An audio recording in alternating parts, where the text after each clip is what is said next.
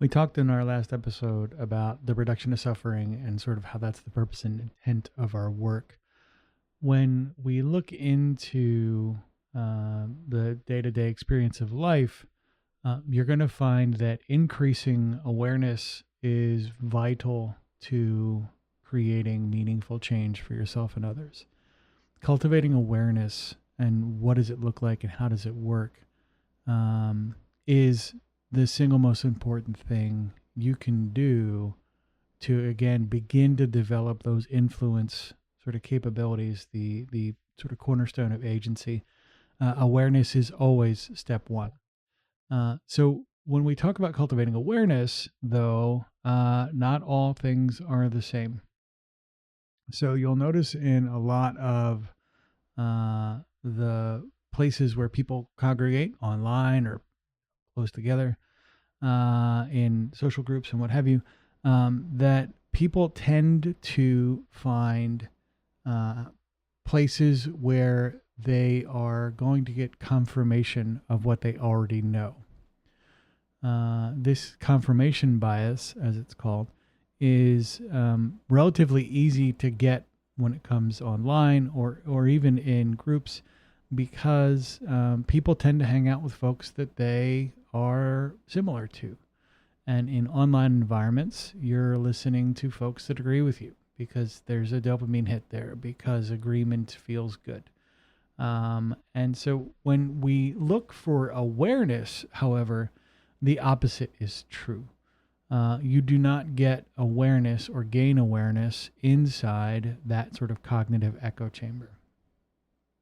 Now, when we look at this sort of from a personal perspective, does this mean you should always hang out with folks that don't believe what you believe? Or what does it mean in terms of developing awareness? And there are essentially a couple of different takes on how this might work. The first one is if you constantly hang out with contrarian opinions, you're only really just going to get good at arguing. If you are not listening to them, if you are not entertaining them in a meaningful way, that means you have to start with your apprentice mason's degree. You have to drop all your mineral metallic substances. You have to drop all your money. You have to drop all of the appearances of superiority that you keep about yourself in everyday life, so you can genuinely listen. You have to become vulnerable to listen. When you do that, you will immediately become less argumentative as a concept. You can listen to things and listen to the environment the way it truly matters.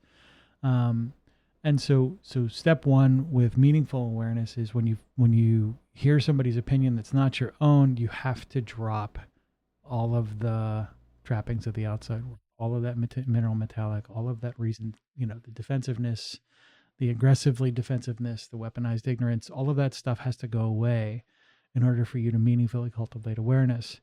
And it's not easy to do that, to be clear. So when you are finding yourself with a visceral emotional reaction to things in the world, this is also a good indicator that you are having some level of opportunity to gain awareness, whatever that might be. So other ways that you might gain awareness are in reflection.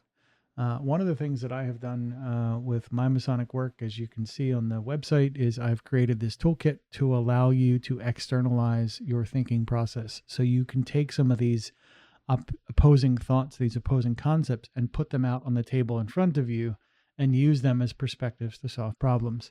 You need not, pick up this toolkit to do it. You can do it with your own, grab some 3x5 index cards, draw your Masonic symbols on them, and use them to start working around problems or working around perspectives to increase awareness.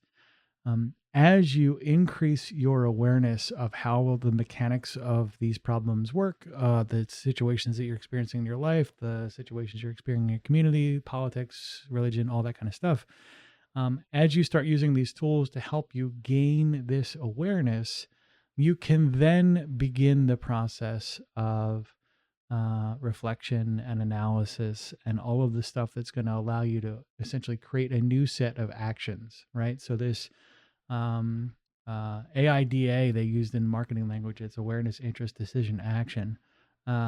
Or in the case of what we're doing, it's awareness, reflection, analysis and action, you're going to start to really build that agency and begin developing the skills you're going to need to decrease your personal suffering and likely decrease the pain you create in the environment around you by result of ignoring that accidental or incidental suffering. So this should help you develop some agency and build your influence skills and create better outcomes for yourself and the people around you.